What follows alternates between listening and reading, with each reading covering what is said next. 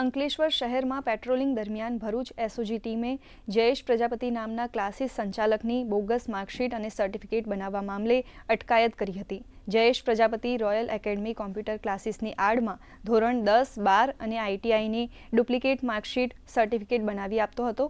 ભરૂચ એસઓજીએ માહિતીના આધારે ક્લાસીસમાંથી Delhi board, Gandhinagar Mahatma Gandhi vocational institute, vocational training, secondary school examination certificate, provisional national trade certificate, science, આઈટીઆઈની વિવિધ માર્કશીટ અને સર્ટિફિકેટ્સ જપ્ત કર્યા હતા.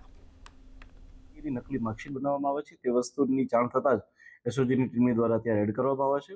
આ રેડ દરમિયાન જયેશ પ્રજાપતિની સાથે સાથે ત્યાં 21 જેટલી બોગસ આવી માર્કશીટો અને આવા જ જે છે જે એ પ્રમાણપત્રો અને તેની માર્કશીટો પોલીસ દ્વારા જપ્ત કરવામાં આવી છે.